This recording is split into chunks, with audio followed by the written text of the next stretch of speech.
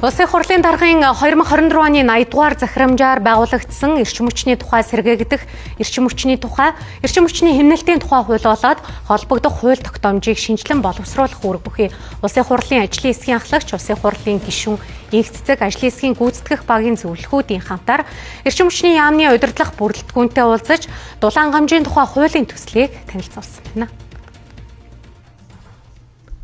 Ажлын хэсгийн ахлагч, Улсын хурлын гишүүн, инх цэцэг хуулийн төслийн суурь зарчим үзэл баримтлал шинээр тусгагдж байгаа бодлогын зохицуулалтын талаар товч дурдж салбарын оролцогчдоос нэг бүрчлэн санал авч байгаа үгүйсэн юм а. За ажлын хэсгийн гүйцэтгэх багийн зөвлөх инженер Эрдэнэ Чулуун хуулийн төслийг бүлэг тус бүрээр мөн зохицуулж байгаа харилцааны онцлог өөрчлөлтүүдийг дэлгэрэнгүй танилцууллаа.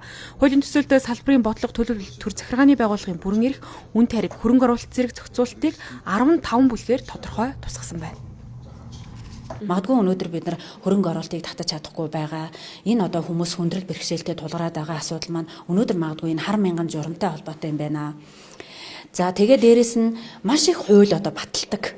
За гэтэл тэрний дагалдах журмууд нь гарахгүйгээс болоод нөгөө хууль хэрэгждэггүй. Тэгээ ингэж одоо нарийн зохицуулалттай хуультай болсноор нөгөө 800 журам маань ядаж одоо доошоогоо тэр одоо 200 100 журам бол цөөхнө шүү дээ. Тэгэж ингэж доктортой зохицуултыг хуулиар л бий болгодог юм байна. Ингэснээрээ магадгүй бид нар хөрөнгө оруулалтаа татаж чадна. Энэ одоо салбарт оролцогч талууд маань хэрэглэгч маань хүндрэл бэрхшээлтэй тулгарх багасах юм байна. Хуулийн төслийн үндсэн бүтцэн төлөвлөгдөж чадсан байна. Гагцхүү салбарын дотоод зөрчилтэй асуудлууд, төрийн болон хувийн хвшлийн сүлжээ, тэдгээрийн харилцан холболт, үн тариф зэрэг хүндрэлтэй нөхцөл байдлыг сайн судалж, хөгжлийн болон технологийн чиг хандлагыг зөв тодорхойлох нь чухлаа гэдгийг эрчим хүчний сайдын зөвлөх цэнгэл онцоллоо.